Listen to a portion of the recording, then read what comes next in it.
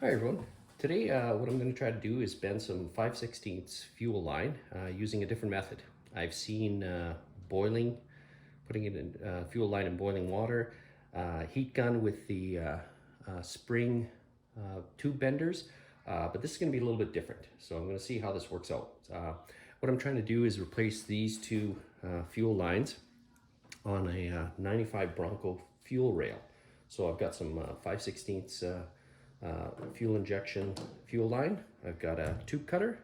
I've got a 1/4 inch copper tubing, flexible. I've got a heat gun, and obviously you're going to need some gloves as well too. So let's get started. I guess I should explain why I'm trying this new method.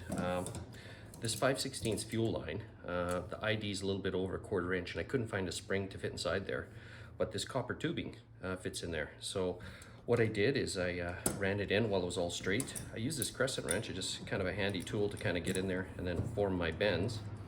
And then I tried to replicate the shape of the fuel line here that came off the rail, so pretty close. I mean, it might be a little bit off, but then I mean it's flexible. It'll be close enough.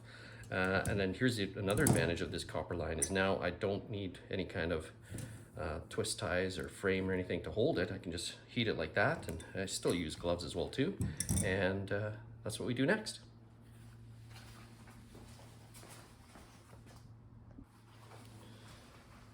So next is heating the fuel rail, and this is really the tricky part. You just really don't know how long to do it.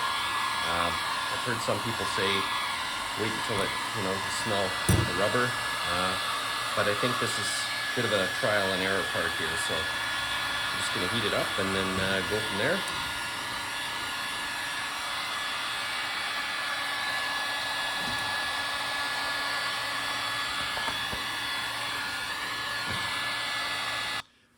Okay, we've let it cool down. So now what we'll do is we'll just kind of straighten this out to take it off the copper and see how much of its shape that we were trying to retain stayed.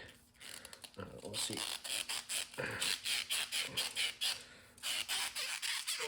Take that off.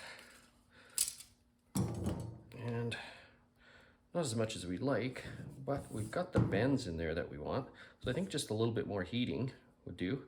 And then I'm just gonna have it fit like this and then trim with our tube cutters, and we should be in good shape. And then we didn't crimp the corners, so I think a little bit more heating will do it.